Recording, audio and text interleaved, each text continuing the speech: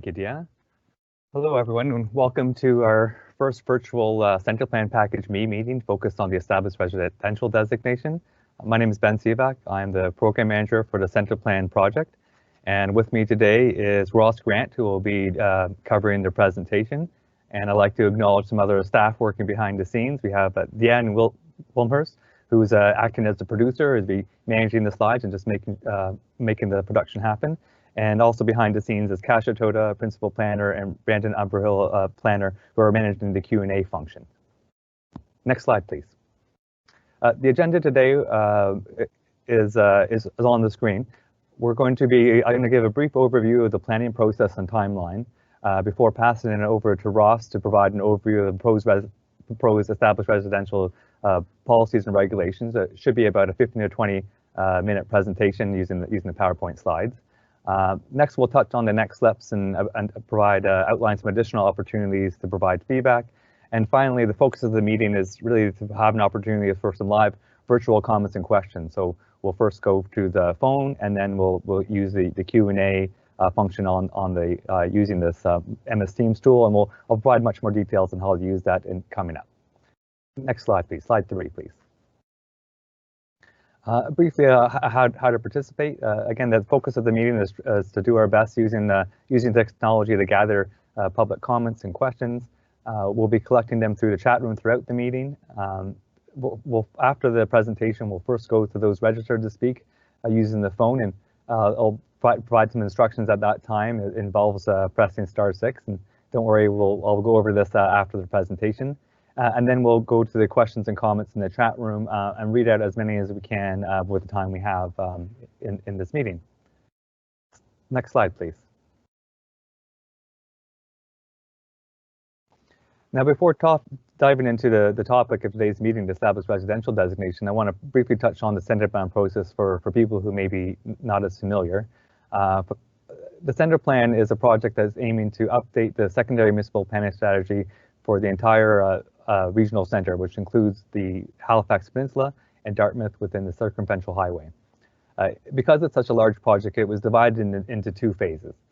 Package A focused on high growth areas, including the centres and corridors and future growth nodes, and it was completed in September 2019 and is currently in effect.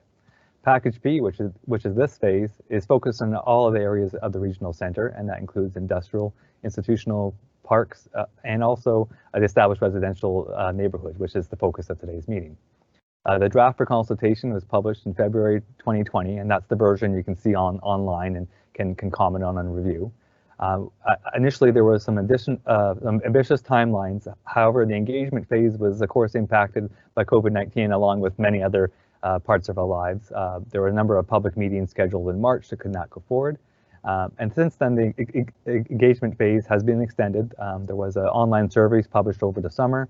And at this point, we're aiming to try to complete the engagement phase by the end of 2020, focused on the established residential areas, which is really the core of Package B process, and also the St. Patrick Alexandra site.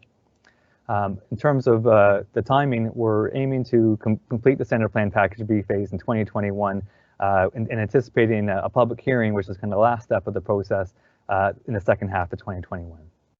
Slide 5, please. And with that kind of brief overview of the process, I'm going to pass it over to Ross Grant to take us over the proposed established residential policies and zones. Over to you, Ross. Thanks, Ben. And as Ben said, my name is Ross Grant. I'm a planner here with the Centre Plan team, and thanks to everyone who's joining us this morning to learn a little bit about the established residential designation and give us some feedback. Next slide, please. So just a little overview of the areas that we're talking about when we say established residential areas. These are areas that are currently mostly zoned R1 and R2 under the current Halifax Peninsula, Downtown Dartmouth, and Dartmouth land use bylaws. They comprise 29% of the regional centre's zoned land area and have approximately 33% of the population. There are 7 different zones and 3 land use bylaws that currently cover this area. Slide 7, please. There's a number of policy documents that are guiding the regulations that are in the proposed established residential zones. And those include the HRM regional plan, the center plan draft document from 2017, also known as the purple document, the integrated mobility plan, which was recently adopted by regional council, the affordable housing needs assessment from 2015, and recent population and demographic changes that we've analyzed that are going on in the regional center right now. Three key themes emerge from this work, which are essentially that the ER areas are intended to play a minor role in accommodating population growth. So many of the sort of high growth zones that we had in package A are sort of the major growth areas. But there's consistent direction as well to increase low density housing options. So providing a variety of housing types in those established residential zones is a theme that emerged, and to coordinate land use and transportation planning together. Slide 8, please. As well, we can look at these demographic and housing affordability challenges that we're facing right now. So one positive aspect is increased population growth. Between 2018 and 2019, HRM grew by over 9,700 people. So a significant amount of population growth going on there. Decreasing household sizes are changing the types of housing units that are required in the regional center. Increasing rent levels in the last few years have gone up considerably. There's also a decreasing vacancy rent, so the volume of housing that's available, the type of housing is pretty tight right now, and decreasing affordability tied in with those increasing rent levels, as well as the cost of purchasing a home as well. Slide 9, please. There are several opportunities in the established residential areas of the regional center. So we have some opportunity to align policies and regulations with the regional plans and priority plans that have been recently adopted. So I spoke about the IMP earlier. To simplify and standardize regulations, so to make sure that the regional center has sort of similar regulations throughout instead of a mixture of plans as we have today. To enable more housing forms and uses that support complete communities. Provide for more housing opportunities for owners and renters, and support local built form character in these communities. Slide 10, please. We use several planning tools to implement the established residential areas. So firstly, we have the designation. That's what I mean when I say established residential designation. So it's the overall land use category in the actual municipal planning strategy, which we sometimes call an MPS. It includes broad policy objectives, character precincts that I talked about, maintaining the character of certain areas. And these are generally implemented through zones and regulations. The zone implements the plan's policies, and it can specify land uses and other controls, such as height, setbacks, and lot coverage. And we also have special areas in central plan, and these implement exceptions or apply additional requirements that are kind of an additional layer to general zone requirements. And then we also have maps, which implement regulations in the form of a map-based specific geography. And in central plan, we do that with things like setback and height. Next slide, please. This is a map of the urban structure of center plans for package B. The areas that are grayed out are the zones that were already adopted by regional council in the package A of center plan. And the area that's in that sort of yellow color is the established residential designation. And you can see that it covers a significant amount of the regional center.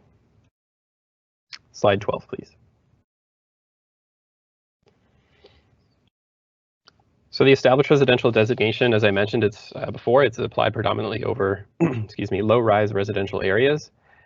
What the intent there to do is to provide opportunities for a variety of housing types and forms while also protecting the character of these established neighborhoods. It also supports local commercial uses, some institutional uses, park and recreational uses, and urban agriculture uses complementarily to these areas. Slide 13, please. There are 4 zones within the established residential designation. The established residential 1 or ER1 zone are applied to lands that are not located on major or minor community nodes or urban structure links, and I'll talk about what those are in just a minute. The land uses permitted in ER1 zone are single unit dwellings plus 1 secondary or backyard suite. That's what it's proposed to be. There's also a 3-unit internal conversion area, and I'll speak to that in more detail later on in the presentation. There's the ER2 zone, which permits up to 3 dwelling units on a lot, and as well townhomes up to 4 in a row, and semi-detached dwellings. And I'll just ask if anyone's joining into the meeting, if you'd please keep your mic muted until the end when we go to the Q&A session. Thanks so much. The established residential 3 zone, that's applied to lands that directly abut urban structure links, and that allows local commercial uses on all lots to provide local neighborhoods with goods and services, and up to 4 dwelling units per lot in addition to the ER2 uses. And finally, the land lease community, or LL3 zone, that applies to existing land lease communities, and it permits mobile home uses and accessory uses. And these are proposed zones as they are in the draft center plan today. Moving on to slide 14, please. So I spoke a little bit about urban nodes and links in the last slide. Essentially what these are streets with existing or emerging mixed uses, which connect people in places of significant activity. So things like parks, schools, existing commercial areas. And these links often have transit or active transportation routes, but they also sometimes exist to support or strengthen complete communities by providing more housing options. Slide 15, please.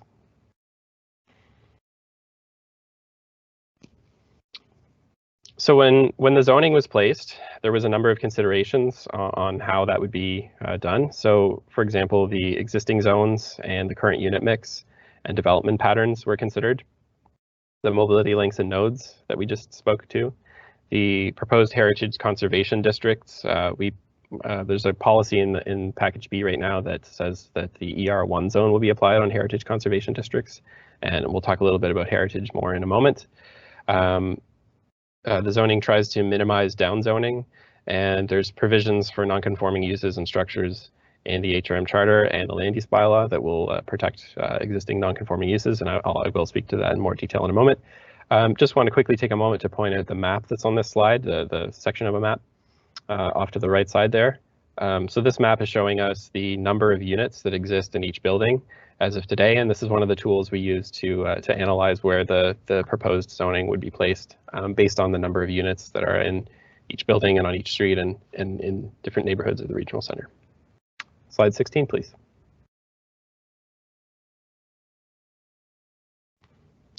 So here we have an example of some of the zoning.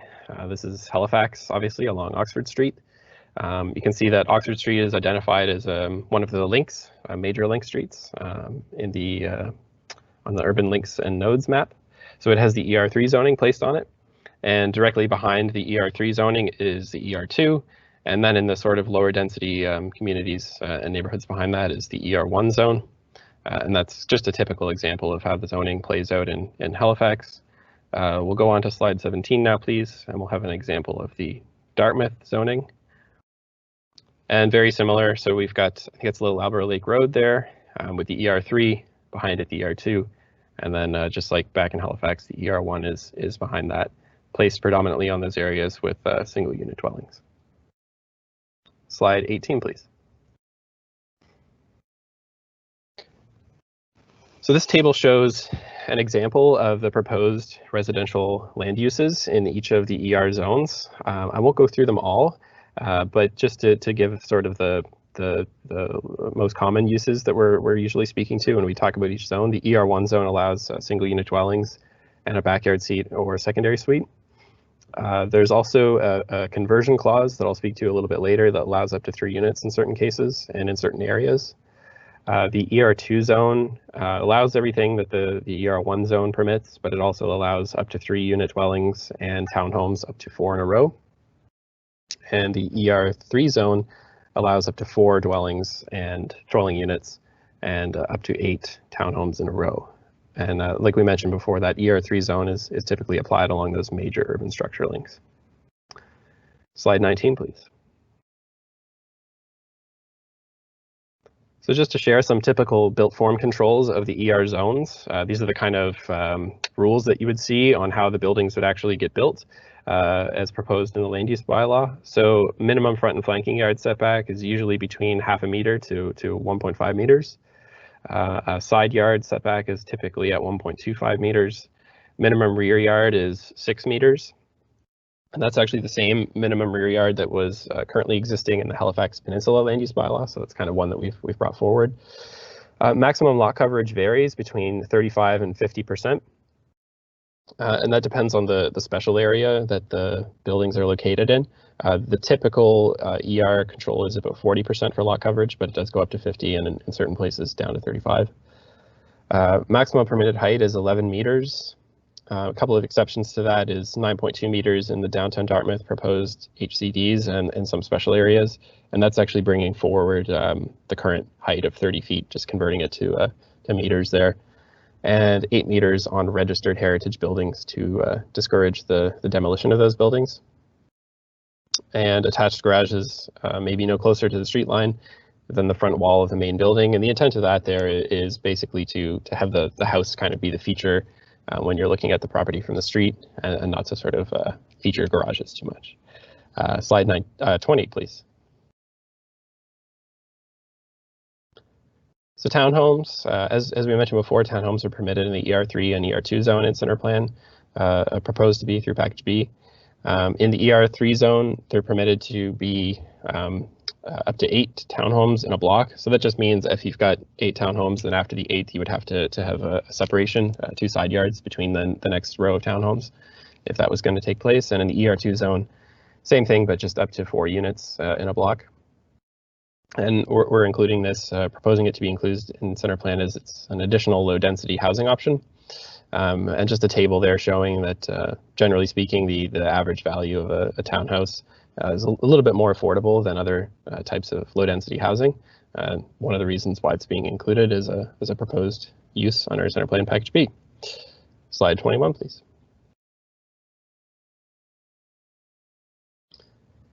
So established residential special areas, as we mentioned earlier, generally speaking, special areas are a way that we apply special rules or exceptions to rules. And what these allow us to do throughout the regional center is apply local built form rules, controls, to preserve the character of each community. So there's 5 precincts and 13 special areas in the land use bylaw. And they address rules like minimum lot size, frontage, side yards, minimum setbacks, maximum coverage, building footprints for single unit dwellings. But they don't impact things like materials, colors, or details, so they're not overly prescriptive. They're sort of controlling the bulk of the building. And as I mentioned, the intent of those is to maintain the character of those areas through preserving the built form without impacting permitted uses. Slide 22, please. And this map here is just showing you where the proposed special areas are in the established residential designation. You can see that they're located throughout the regional center. Just to pick out a couple, so downtown Dartmouth has the historic Dartmouth neighborhoods. And just to skip to north end of Halifax, for example, there's North and Halifax 1, 2, and 3. So a variety of special areas there, and they're all distributed through the regional center. Slide 23, please. One of the unique features of the proposed center plan package B is the 3-unit conversion area in the ER1 zone. So this would allow up to 3 units for existing buildings in certain areas. And it's brought forward from the Halifax and downtown Dartmouth plans with some minor changes. So the minimum permitted unit size through this conversion is 592 square feet. It permits larger underutilized buildings to add an additional unit versus those in the ER zone that would be also permitted a secondary suite. The building can't be expanded to accommodate the units, so you have to fit the units within the existing building's envelope. And the building must also exist as of the coming into force date of the bylaw. So you can't build a new building and then convert it to 3. It has to be an existing building. And it's a little bit more flexible than the previous conversion, as it doesn't disqualify buildings that added a small addition prior to package B, just as long as you meet the requirements that I already spoke to there. Slide 24, please. And this map shows the area where buildings would be eligible for that conversion. And as you can see, it's located in downtown Dartmouth and the south end of the Halifax Peninsula in some areas. It's that grayed out area. Next slide, please. terms of heritage protections in the ER zones, so we've got a maximum height of 8 meters applied on all registered heritage properties. And there's also the ER1 zoning applied to proposed heritage conservation districts, of which there are a number proposed in the established residential designation. And I'll speak a little bit more to non-conforming uses in those heritage conservation districts in just a moment. Slide 26, please.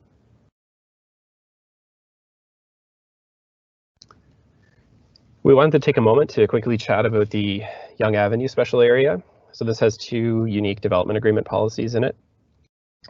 There's a special area applied over the Yonge Avenue area, which is tailored to local built form controls. This actually brings forward the amendments that were done in the Halifax Peninsula land use bylaw in 2017. They're unchanged, but there are 2, as I said, 2 new policies allowing development agreements.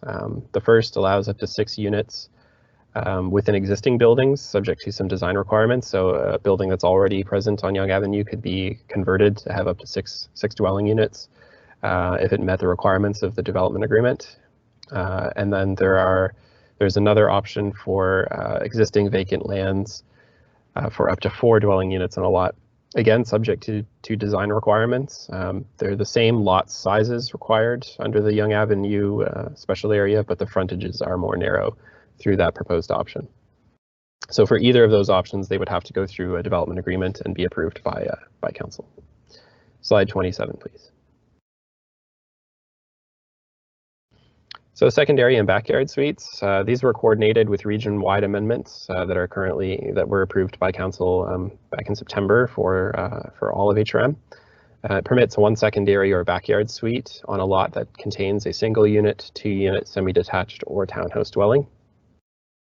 Secondary suite is a separate subordinate dwelling unit within the main dwelling unit.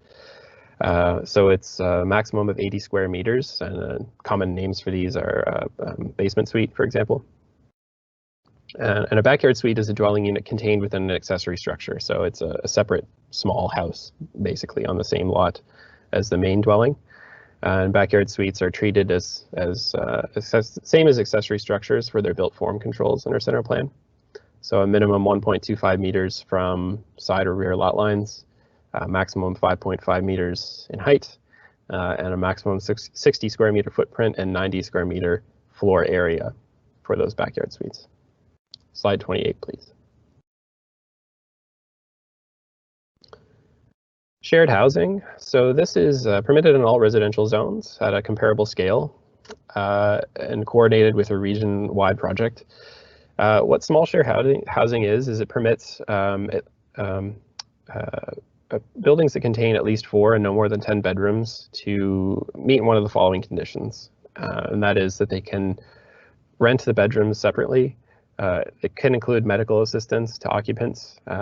It could also be a provincially licensed structure under the Homes for Special Care Act, so some kind of long-term care, for example.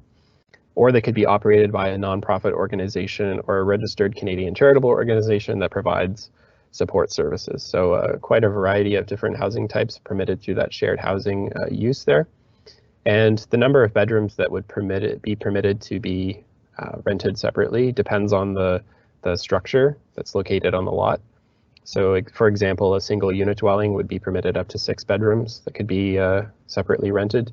But it increases depending on how many units are in the building. If it was a 4-unit building, it would be more units that would be permitted, and up to the 10 there maximum. Slide 29, please.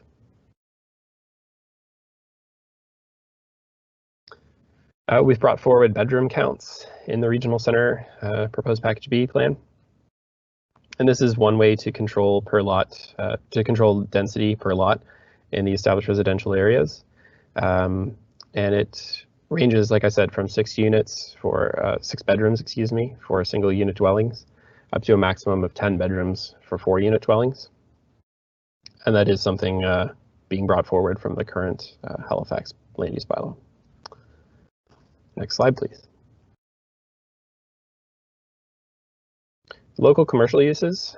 This is a fairly kind of a new idea for the established residential areas. There are some limited places in the current land use bylaws that permit local commercial uses, but we're kind of proposing to bring it forward in a more broad way in the current draft.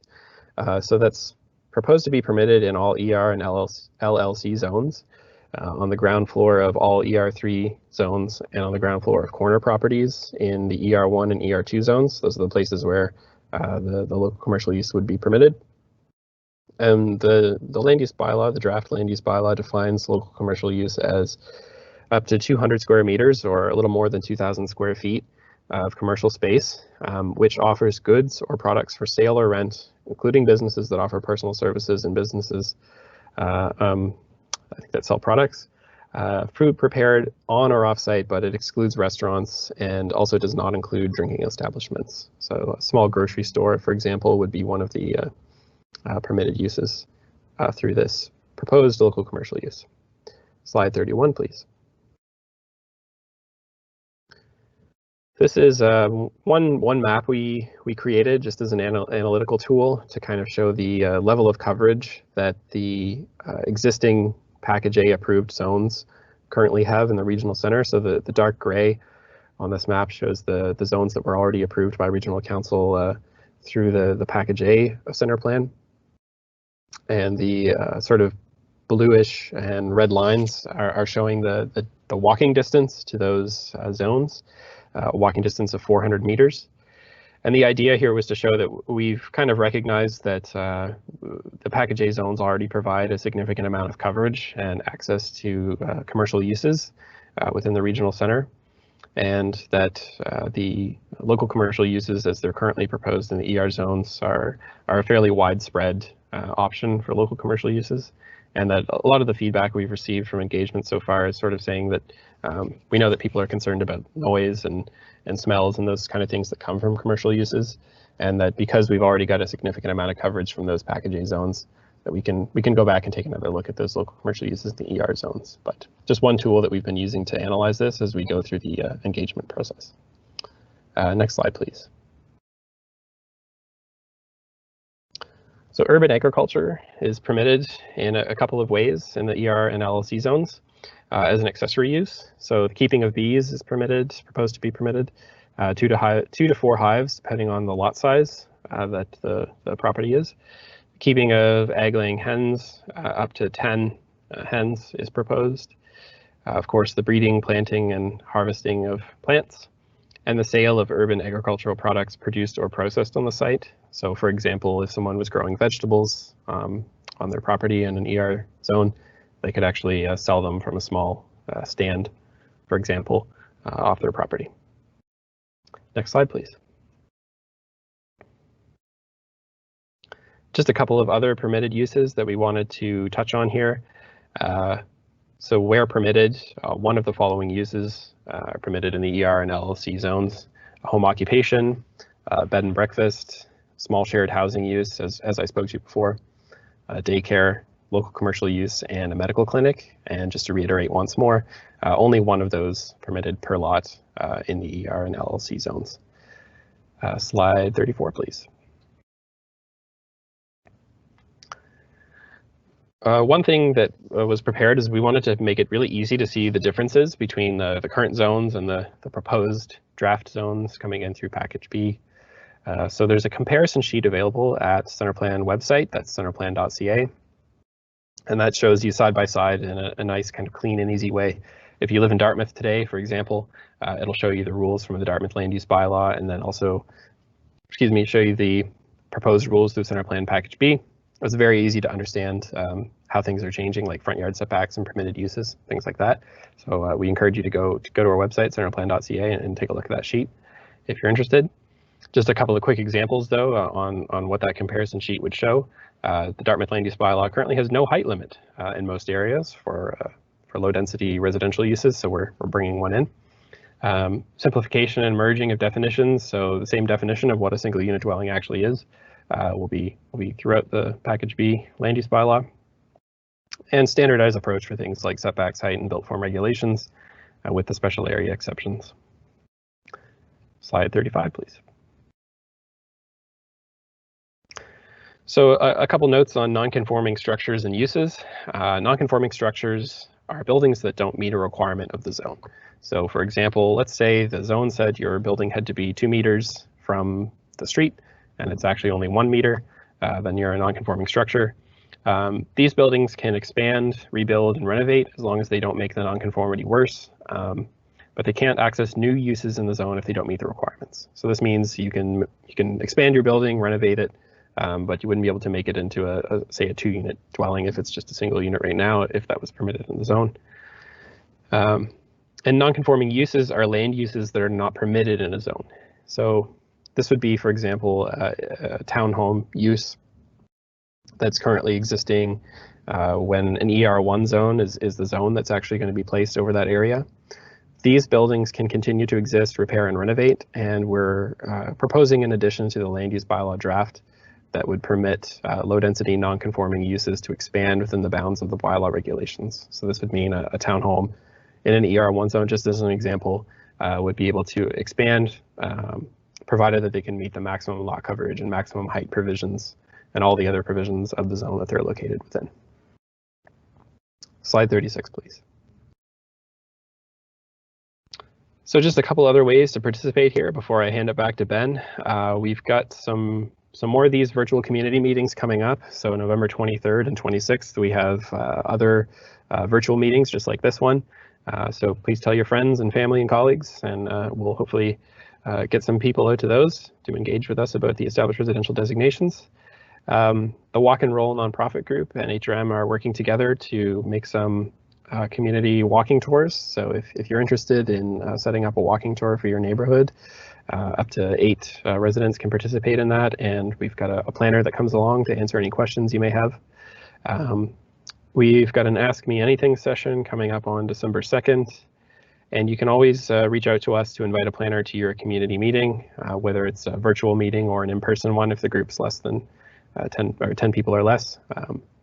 And for any of those options to set things up, please send us an email at planhrm@halifax.ca by December 15th of this year. Thanks, and I'll hand it back to Ben now for the Q&A. Thanks, Ross, for that great overview of the established residential designation in the zones and covering a number of details and how things are changing from the current draft. So at this point, we're going to switch gears and try to make the use of these online tools to engage with residents the best we can using the phone and this online chat forum. So first, we have a couple speakers signed up by phone. So we're going to go to them first, and then we're going to switch over to the Q&A chat forum. And for people that haven't already found the tool, or I think usually it should pop up automatically, there should be a question mark with kind of within a bubble, and you can click that and kind of follow the questions or type in your questions, and our staff team here will publish them and answer it, and I'll be reading them out and then try to make this as much of an interactive session as we can. So first I'm going to go to, we have a couple of speakers signed up by the phone, and when I call your name and I go in order as you signed up, I will ask that you press *6, and that will unmute you. Give it a couple of minutes, and we'll make sure that we can hear you and you can hear us, and then we'll provide you with 5 minutes to speak and you ask your questions, and Ross and I will respond to any questions, or we'll just listen to your comments, and then we'll move over to the chat. Slide 38, please. So with that, I think we're going to go to the speakers list, and the first person on our speaker list, we only have two people signed up to speak by phone today, but the first is Nathan Rogers. Nathan, if you can hear me, can you press *6 and just say hello so we can make sure we can hear you?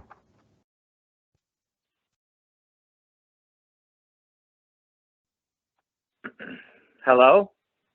Hello, Nathan. I can hear you. Can you hear me? Yes, I can. Okay.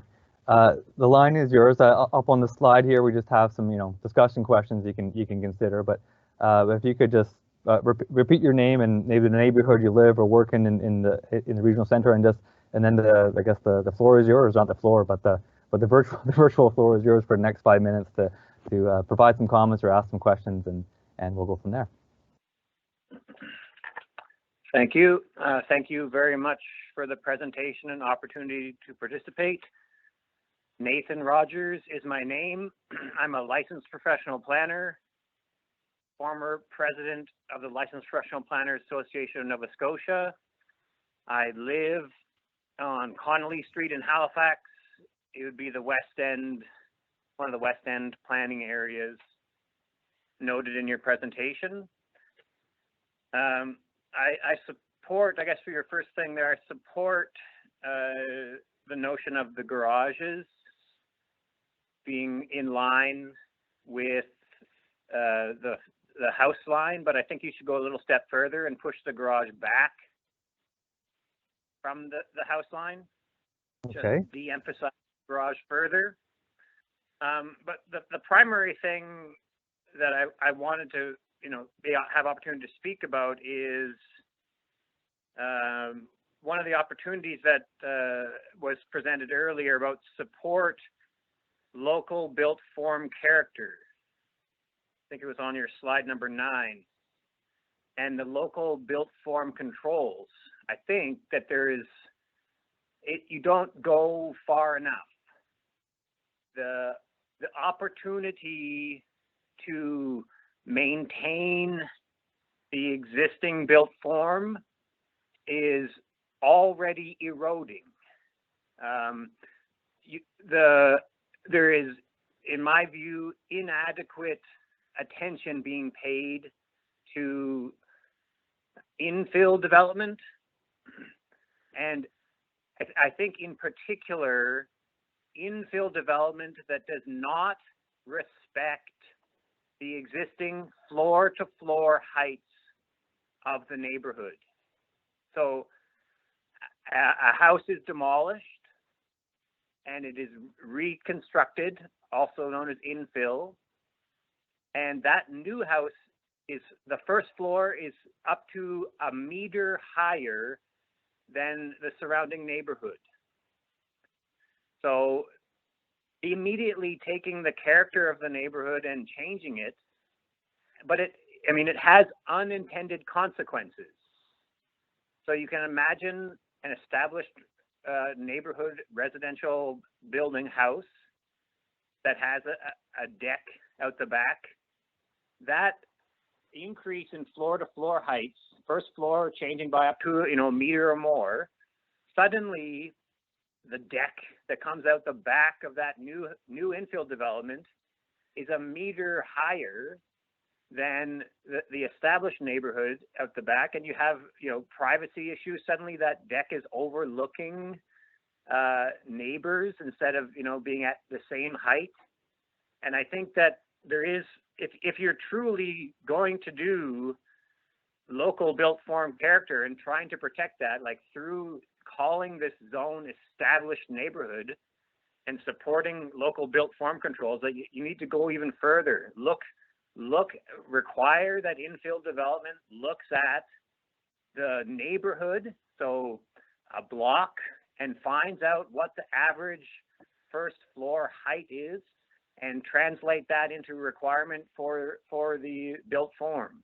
I mean, you might say that the ship has already sailed and that the neighborhoods are changing, but I think that if you're being true to trying to keep existing neighborhoods, that there is opportunity to look at that floor-to-floor height and include that in your built form controls.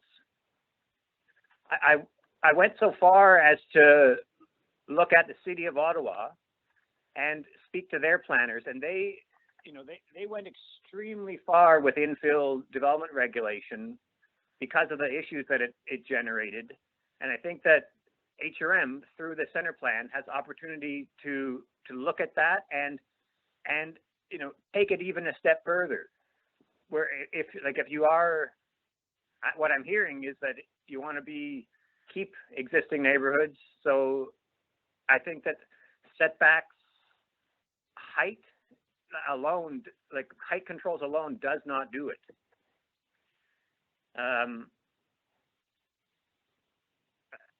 It's for me, it's an important one, and I think that the expertise is there. That you absolutely can do it, and I'd really encourage more details and time put into this process on this particular point. I think it was also presented, just to build on that, I mean, the number of people per house is decreasing in terms of the statistics. But we are building bigger and bigger houses with fewer people in them. And if you look at your Halifax's own document, Halifax 2050, I mean, the heating and cooling of our homes is ultimately contributing to the climate crisis.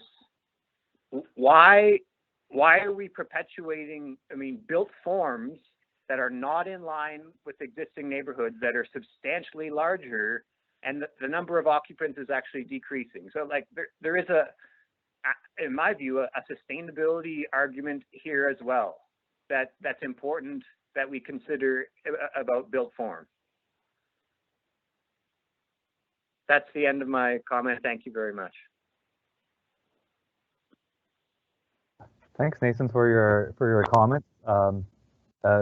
Certainly great points to raise about kind of maintaining the character and looking at not just at some of the items that Ross covered, but also the first floor height in particular that you mentioned, and also about the increase in larger homes.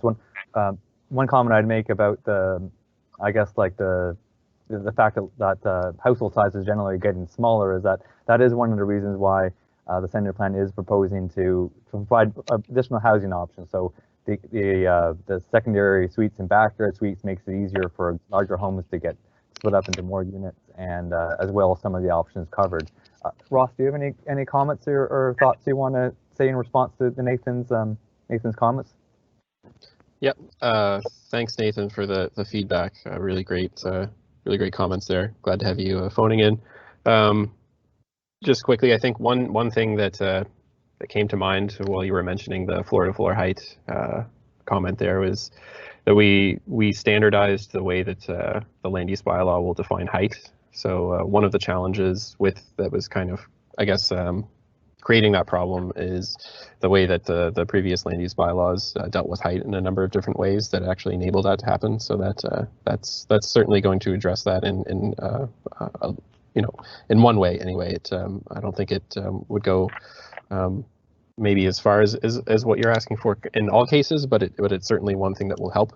But really appreciate that feedback, and I'm interested to look into what Ottawa is doing there. The only other one I'd add to what Ben said about different housing types is the conversion clause that we're bringing forward and making a little bit easier, or proposing to, through the draft. That would enable larger homes specifically to actually access the third unit as an option within an existing large envelope, and the environmental, I guess you could say, the energy efficiency benefits of that are one of the benefits of that conversion clause. But thanks very much for those comments. Yeah. Okay. Thanks again, Nathan. We do have another speaker signed up by phone. I don't know if he's online because I don't see it in my system here, but I'll ask just in case. Do we have Joan Fraser on the line? And if you are, could you press *6 and say hello so we make sure we're connected? And I'll just give it a few seconds.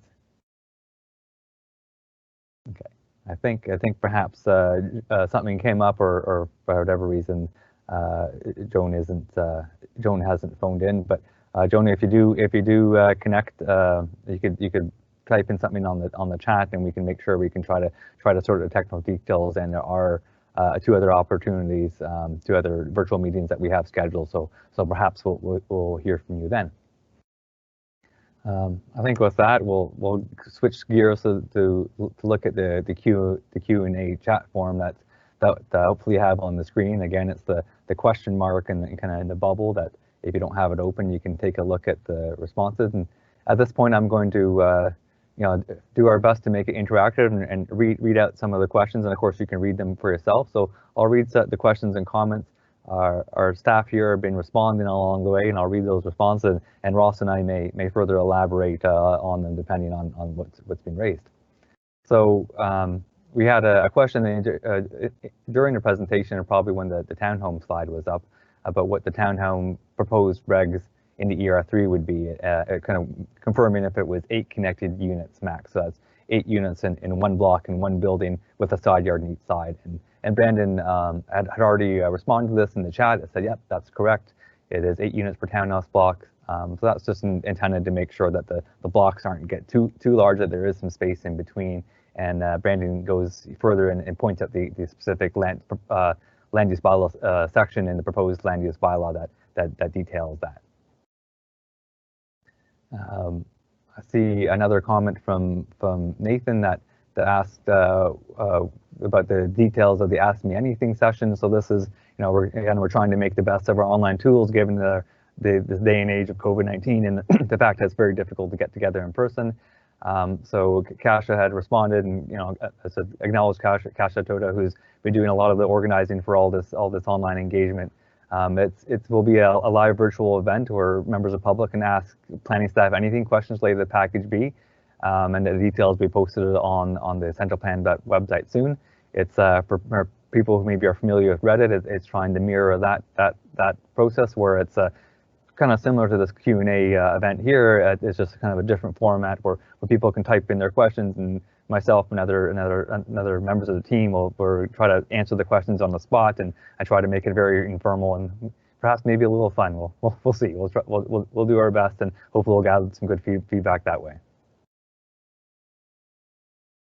Moving on to another comment, I see a comment here from Cesar Silla.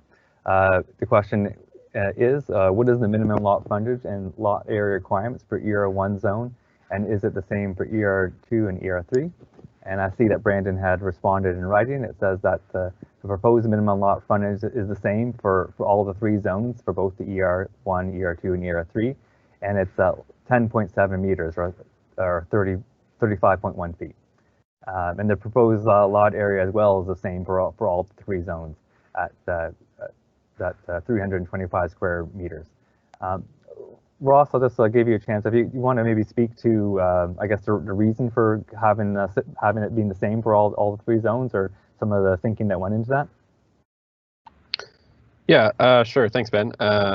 So the lot area, it does change for special areas as well. So I'll just note that if there's a special area in place, some of them do impact frontages and lot area, minimum lot area. So make sure that if you're interested in finding out, specific areas of the regional center, that you're going to the special areas there. But the idea behind keeping the lot area or the frontages the same across zones is that we're kind of trying to permit a variety of housing uses, and provided they can fit into the sort of shape of the lot, then as long as that can be done within the requirements we're proposing in the land use bylaw, then the lot area wasn't something we wanted to sort of be a hindrance to new housing forms. Okay, thanks, Ross. I'll carry on. I see another question here from Kat K. The comment is, I was reading the land use bylaw and was looking at the part of the public consultation for site plan approval. It seems to indicate that a public meeting is to be advertised by a proponent only by a newspaper advertisement in one newspaper that circulates in the entire municipality. I was just wondering, given the way our society is heading in terms of how people access news and info, whether you felt this was sufficient.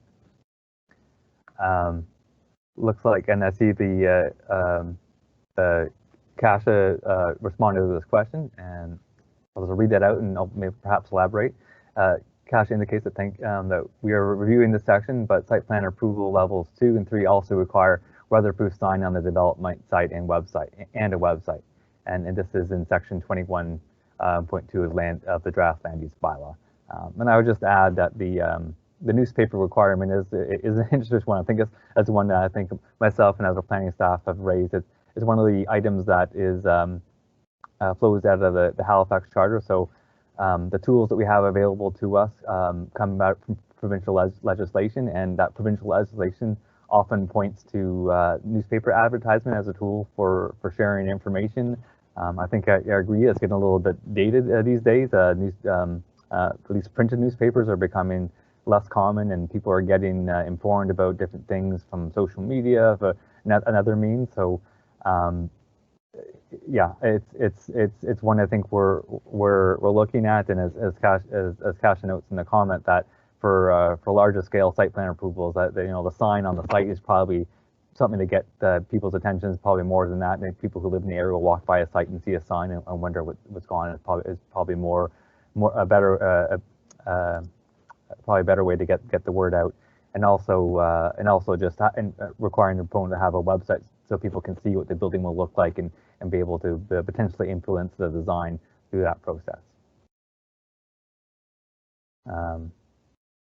I'll move on to the next one. And Ross, just get my attention if you want to jump in and provide any more comments.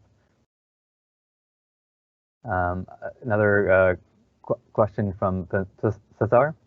The question or comment is, for existing legally non-conforming structures, will staff consider applying an existing zone that best reflects the non-conformity outside the proposed ER3 zones, if such zones exist, such as HR1? So HR1 is a higher order residential zone, so that's one of the zones that was put forward in package A. And in I guess Brandon passed it over to us to answer your question in the live event. So Ross, do you want to take a stab at this one first? Do you want me to? Sure. I'll just go back to something I mentioned earlier in the presentation, where we did consider the existing number of units per building. So we have a map that kind of helps us out with that, showing us the number of units that are in buildings today. So in trying to place down the zones, one thing that the land use bylaw does is it kind of tries to match them to the level of density that's in the area today. I guess I'd also go back to the non-conforming uses that we're considering. We're still working on. I guess we can say in the land use bylaw that we recognize that sometimes the zone might not exactly align with what's there today, and we're looking at how we can be enabling those existing non-conforming uses to expand a little bit and renovate. Yeah, Ben, if you wanted to add anything more to that.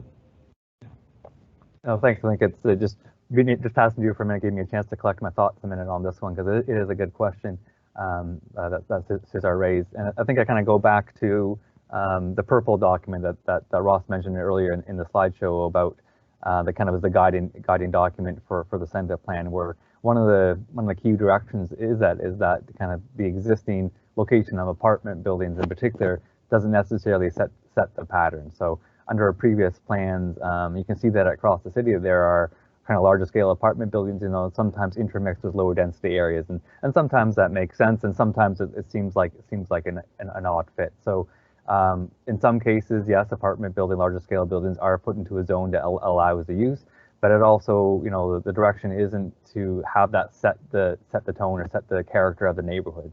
So by not having it in a multi-unit zone, it doesn't continue that pattern. But as Ross mentioned, we have some increased the flexibility for non-conforming uses and structure. So of course those buildings could continue to exist and to change in minor ways. But the intent isn't for them to isn't to set the pattern for that entire street in that case. And some of these cases just need to be looked at one at a time to see what the appropriate fit is. But that's the general approach. Okay, thanks Cesar for raising that important point. Again, we have another comment from Kat K. That says, will the city do additional work to advertise the meeting, like on its own Shaper City site and email to neighborhood groups? Yes, absolutely. I think we are doing our best to get the word out. There's emails have gone out to they have an extensive email list for the center plan project. There is advertisement promotions going through HM's various social media accounts, through Facebook and Twitter. We've reached out to the councillors involved and the community design advisory committee, and if people on this event, if encourage you to spread the word as well. It is challenging times with COVID-19 and this inability to have set up shop at at a farmers market, for example, is something maybe we would have done in months past. So we are trying to do our best and using the tools we have to get the word out, and the more we can hear from people, the better. And this is one reason why we're focusing on the established residential neighborhoods and zones over the next month and a half or so, just so that we can really focus our attention on the arguably the most important part of Package B, and try to gather as much feedback and comments from people as possible. Another comment from Kat K, and thanks for Kat for participating on this Q&A. The comment is, it says that a sign must be displayed for a full 10 calendar days before the meeting, but I don't see text that says it has to advertise the meeting. And Kasha, thanks for responding on the Q&A. It indicates that this is not required at this time, as a sign can direct members to the public to the website, but we'll take this comment down. I think this comment into account. So this is the benefits of Package B following Package A, is that, as I mentioned, Package A is improved and is currently in effect, but because we're coming back to council with a revised Package B, we have a chance to review what is working and not working in Package B. And I think you raised a good comment there. So we'll definitely take that into account as we work towards the next draft. I have a few more comments from Kat K here. We'll continue to read them out and answer them the best we can, or just make sure other people can see and hear them. It says, the next comment is in section 26. It says that the sign must contain information including location of development and a description of any proposed variation to land use bylaw requirements, plans and remedies, and contact information.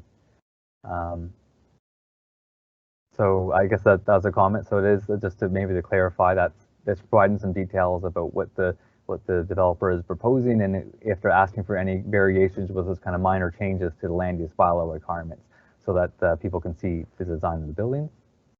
The next comment from Kat K is, I do think the sign should explicitly be required to advertise the meeting, because for the average citizen in the neighborhood who walks by the site, who isn't turned into HRM planning matters and doesn't happen to read whatever newspaper the meeting is advertised in, that would be the natural way they would learn about the meeting. Yeah, absolutely good point, Kat, that seeing the sign and the connection between the sign and the meeting isn't necessarily very strong at this time, and I think that's a fair point to make.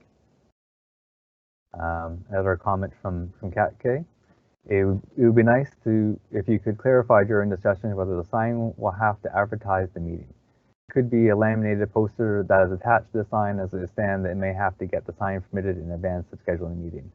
And Kasha responded, it's a good comment and we'll certainly consider this. So again, I guess one of the benefits of Package B following the Package A is that we have a chance to revisit some of these requirements and make sure that the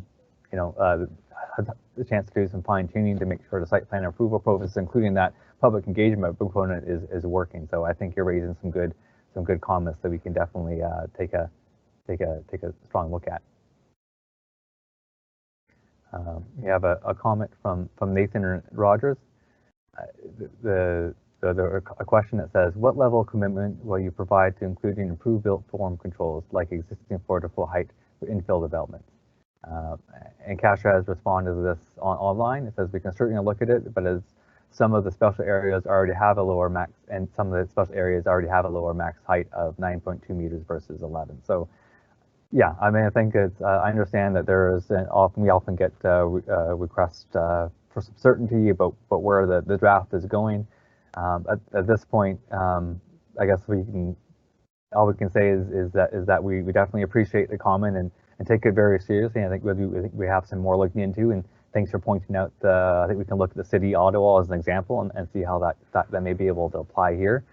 As I mentioned earlier, there's a working draft or a draft for consultation that was published last February, and that's the current published draft. But we're of course working behind the scenes and trying to make revisions, and we'll be coming forward with a revised draft in 2021, where I'd encourage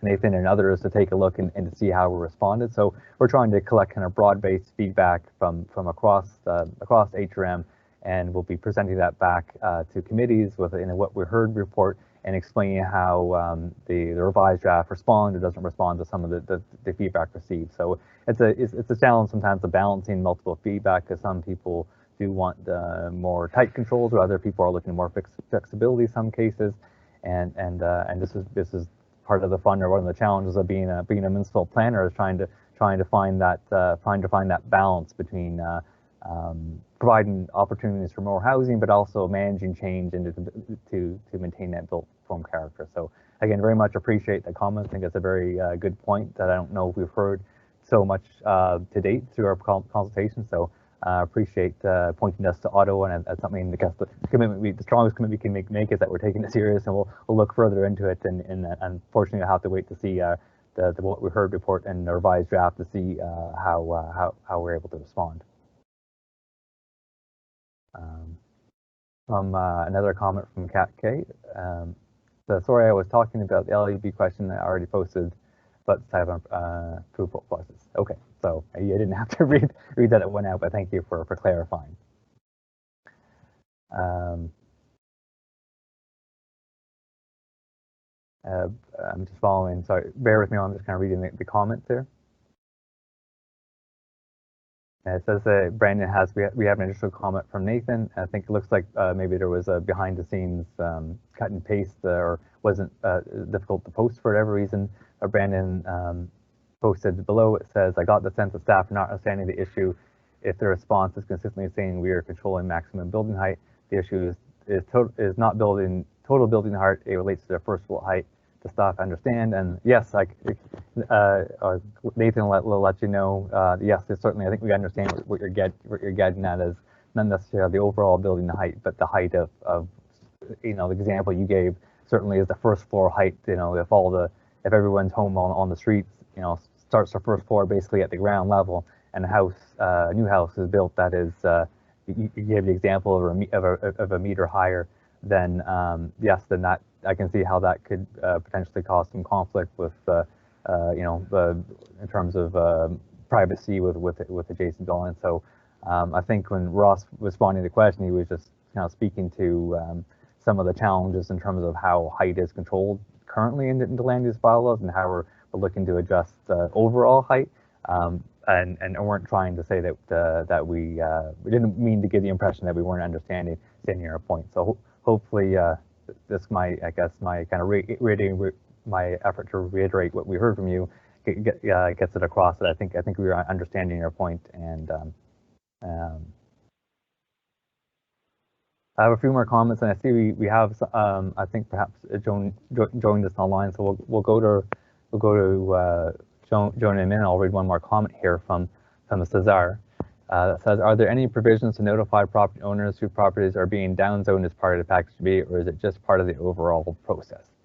So thanks you for the comment, Cesar. It's I think you raise a good comment here. And yes, at this point we aren't directly contacting property owners by phone or letter. It is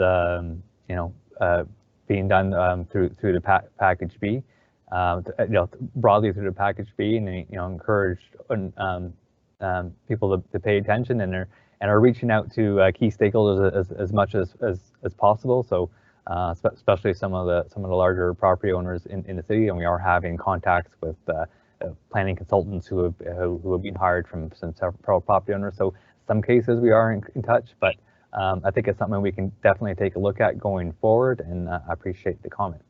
Ben, could I just jump in on that as well? Sure, yes. Yeah, just to add a little bit to that question as well. For the ER zones, anyway, the established residential zones, we did an analysis of downzoning as well. So we have a kind of a nice map that shows us the impact of the zoning changes on individual properties. And while we can't say that no properties at all are being downzoned, what we can say is that the vast majority of properties are either retaining their the ability to develop the same amount of units that they can today, or getting an increase. So that's just one more piece of information I wanted to add there. But carry on. Yeah, thanks, Ross, for jumping in with that. That's it's great to have you here to jump in and cover items that I'm missing. So I'm gonna just pause on the Q&A part of it, the typing part of it that I'm reading out, and I see we have another caller. I think it's our second caller that had signed up. Joan Fraser, yes, are you on the line? Yes, I've been trying since 10:30 to get in here, so here I am finally, and my question may have already been asked, but I've missed the first hour.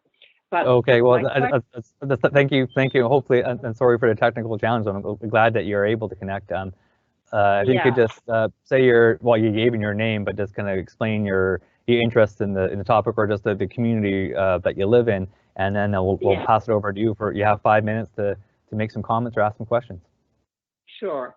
Okay, I live on C4 Street, and there's a major development at the corner of North and Oxford by Mythos Development, and because his property was put into the corridor, he can now be approved under the new rules of a corridor up to 20 meters, which gives him almost 8 levels.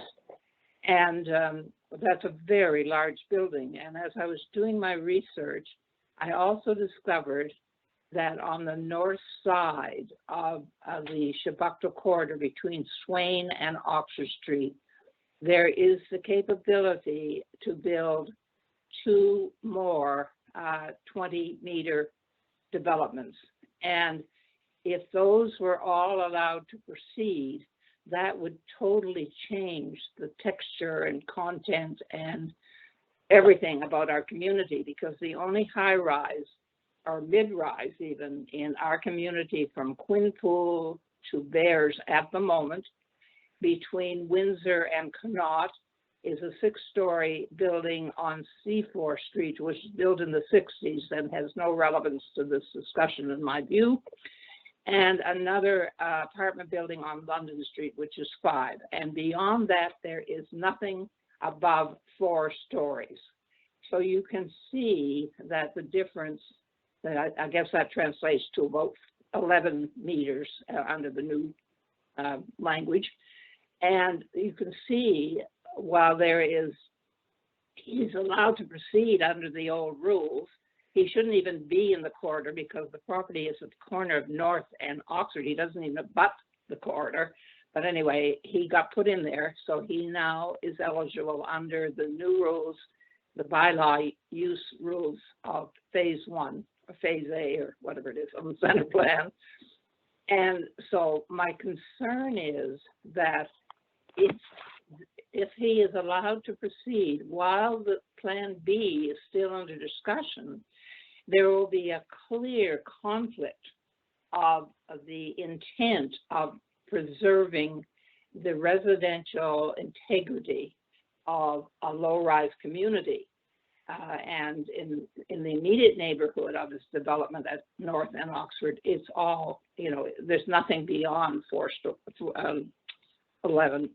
It's all residential.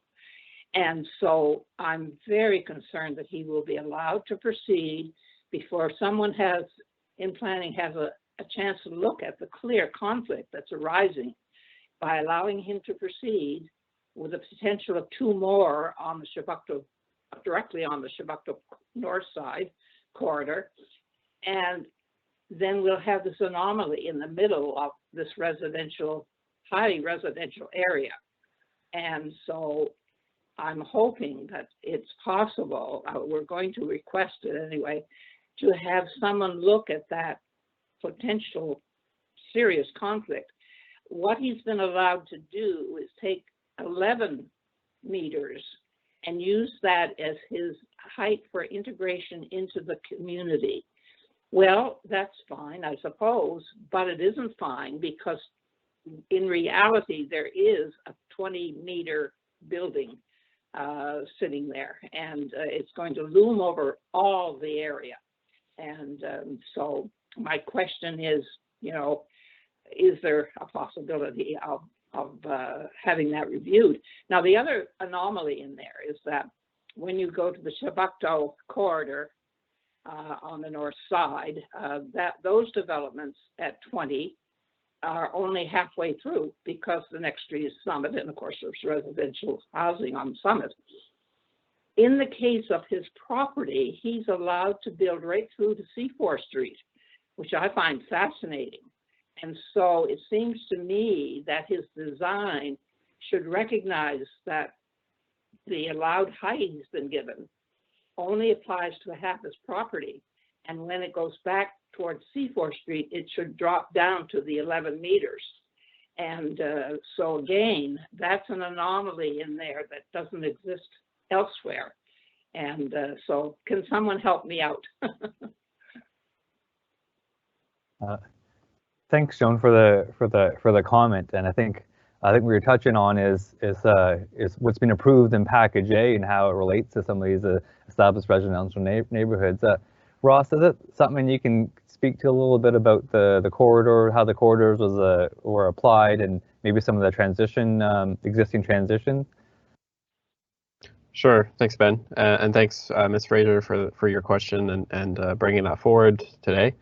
So one thing I just wanted to touch on and is that the Package A zones were already adopted by Regional Council last September. So just confirming that the corridor zone was included in that package and was already approved. But you may know that there are several transition requirements from the corridor zone to existing established residential properties, and the intent of those transitions are to do exactly what you're highlighting, to preserve the sort of low-rise nature of those communities. So, for example, the corridor development has to be set back a minimum of 6 meters from the rear property line, or any property line that's abutting an established residential property, and then it also has to step back again at a height of 11 meters to push the bulk of the building away from the established residential properties. And exactly like you said, that's designed to keep the higher density development towards the actual corridor street and push it a little bit away from the existing low-rise residential buildings. So that would still be absolutely in effect for a corridor development. Can't really speak to the particular site that you're referring to because I'm not aware offhand of the zoning, but certainly they'd be required to transition back from the buildings. Thanks, Ross. And I'll just kind of add in terms of process. I think appreciate you making this comments, and I think I know off the top of our head, Ross and I aren't as familiar with the particulars as you are at the moment, but we'll take a look. But as Ross mentioned, that the Package A has been approved, so council did consider various feedback and made some difficult decisions about where to allow for some larger buildings. Through Package B, we may have an opportunity to do some refinement, but it's since Package A is approved, I don't want to. I guess want to manage expectations about what can be done in terms of some of the zoning that's already improved, and especially the development applications that are already in process. But I appreciate you raising concern, especially the character of this area. And it's something that we'll take a look at and see if there's merit for making adjustments in Package B. Okay, I think the thing is, if the adjustments aren't made, it opens the door pretty wide for other developments, or it leaves this one as an anomaly on the system when the intent, and it's a pretty big residential.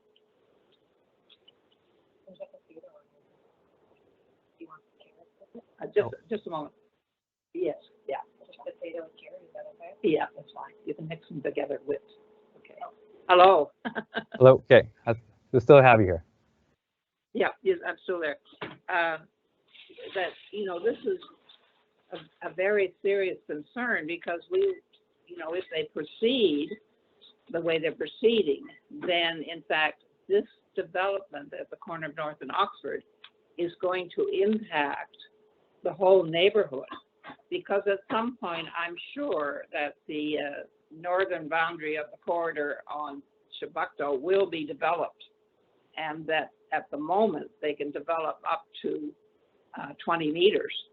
And that's a big, those are big, they're mid-rise buildings, but they're big.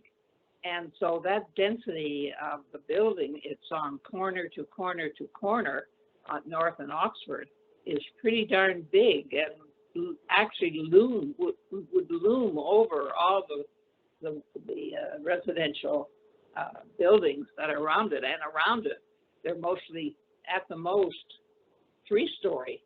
They're not even 4-story. So, you know, I have a major concern. And while he's been granted that 11-meter pedestrian eye level to be able to integrate successfully into the community, the reality is there's a big building sitting right in the middle of a low-rise residential community, which stretches out a long way across that particular area of the city.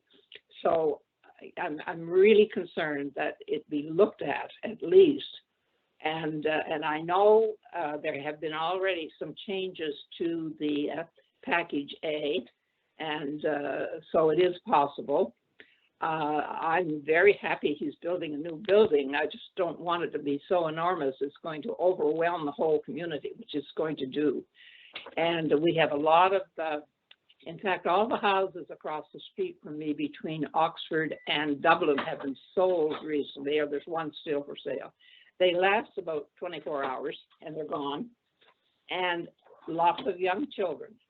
And so the pedestrians who walk on our street live in the neighborhood. We're not a commercial pedestrian street. And so while it's nice to have eye level at 11 meters, the reality is it's not at 11 meters, it's at 20 meters. And so, you know, that's the thing that's concerning me the most. And once it's there for 50 years. And the housing around immediately touching the development, the houses are all in good care. They're privately owned, and people buy in this neighborhood because they like it. It's walkable, it's livable, it has all the amenities anyone would need, including schools and churches and little stores and things. So it's a very popular area to live in. And so if you have to look at a 20-meter high building, that isn't so pleasant. It's a huge building. I mean, it's huge. When I looked at the architect's drawing, and if I stood in that corner and held up the drawing, it's a big building. It's a nice looking building, but it needs to be maxed out at an appropriate height and not what it is currently approved as. Okay. And so I don't know whether we can do anything about that, but I sure feel that there is the option to review it. There are, as I say, there already have been changes to the package A since it was approved, and they're, you know, they're reasonable changes. Yeah. So we are going to request that someone look at that and see what we can do to have the adjustment. 6 stories. Thanks, Joan, for the comment. I'm just going to make sure I have time to get back through the question and the Q&As and wrap up the meeting. I think I want to make sure that you that you let you know that I think we've heard your comment, and as kind of Ross and I had mentioned, we'll certainly take a second look at that. It is in package A, but as you mentioned, you know, some of the benefits of splitting it into 2 processes, that package B can take a second look at things, and that's something we are committing to do. So thank you very much for your comment.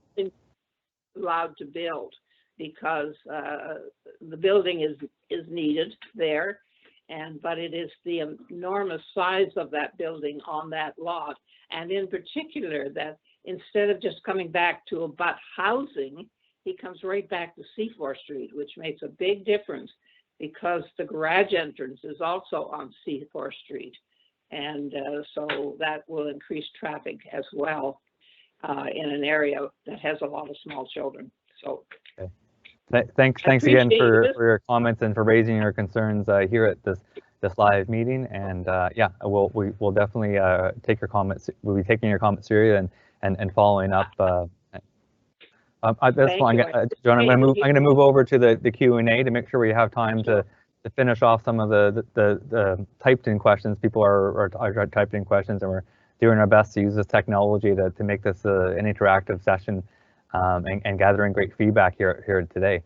So just moving back to the Q&A, I think we have a few more, and then Ross and I will wrap things up by noon today.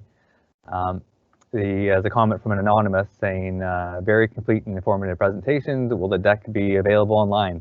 Thanks for the comment. Brandon already responded and said, yes, the presentation and recording of the session will be posted after the meeting. So the presentation might already be online there, but if it's not, it definitely will be. And we are recording and we'll be posting it on. So if anybody who couldn't be here today wants to go and see the presentation and hear some of the interactive discussion, then they will have a chance to do that. And we'll be doing the same for all the other live meetings as well. We have a comment from Cesar. Will the public industry be able to review the revised structure map and LEB as a result of the public consultation process, and if so, when? Kasha has responded in the Q&A. It says, when the second draft is published, it will go through a period of detailed review by CDAC, which is the Community Design Advisory Committee, and other committees in council. Stakeholder and virtual public presentation can also be scheduled, as was the case of the draft 2 of package 8. And we anticipate the draft 2 to release in the first quarter of 2021. So Akasha is pointing out is that when we revise the draft and take it back to council, we have there's a number of different committee processes we have to go through. So there's still a number of months where people can take a look and weigh in, whether through correspondence to staff or directly to the committees. That is one way to do it. It's not a formal consultation process other than the public hearing is scheduled, but it is a draft is published and available online for a number of months before council's being asked to make a decision. And of course the committees, council will weigh in, and they do make changes to the draft that the staff recommend. We have one more comment here from Nathan Roger that says, thank you all very much for providing the session. Excellent to have an opportunity to phone in as well as teams. Very well done. Thank you, Roger. I appreciate the words of support. This is a learning curve for, I think, everyone, not just us, but throughout the country, about how to continue to function to manage these planning process in this age of COVID-19 and some of the social distancing measures. So appreciate that. Hopefully this has worked well for people who have followed up online, and any feedback about how we can try to make things better for next sessions. We'd appreciate that as well. And Kasha had a feedback thanking Nathan for that same comment. So thank you for the thoughtful comments and questions we've heard today, and also the and on all the great feedback received that will be recorded and posted online, and I'm looking forward to seeing all the feedback together. So I think we'll just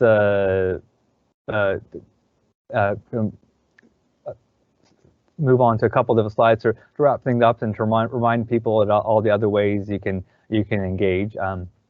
We'll move to slide 39, please, Deanna.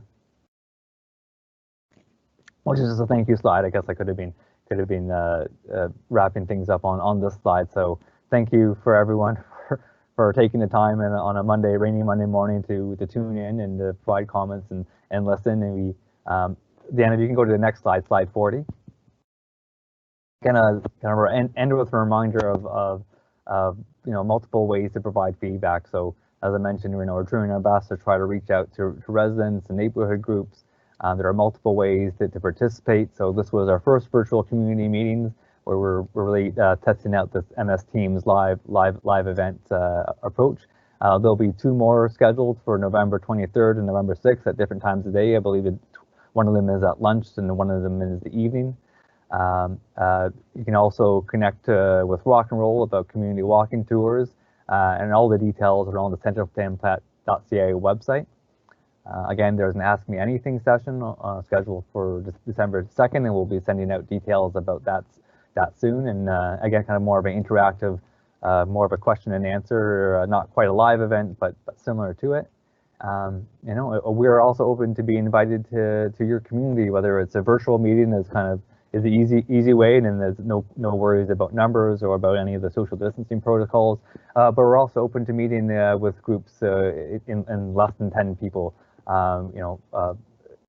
whether it's in a space that's near to you, or perhaps a meeting that's already happening.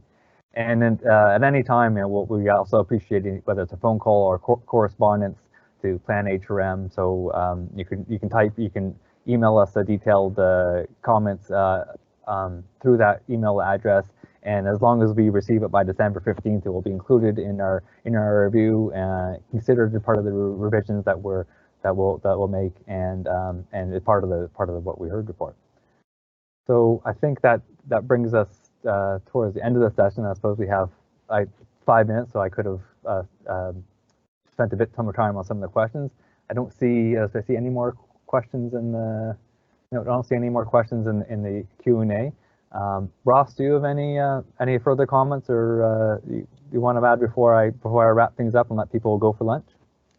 No, other than just to say again, thanks for everyone who called in and participated. Yeah. Again, thank you for taking the time to learn more about what's being proposed as part of the Standard Plan Package B, or established residential designation of zones, and for the many of the thoughtful comments and questions. It's very much appreciated. This is exactly what we're aiming to do, is collect this good feedback, and certainly be considered as we review drafts going forward. And I think as we're just a few minutes to noon, and I think we can sign off for this morning's session, and please continue to follow the Standard Plan project, and don't hesitate to get in touch with the Standard Plan team or any of the other ways to participate shown on the screen. So thanks again, and I think Ross and I will sign off for now, and again, don't hesitate to stay in touch.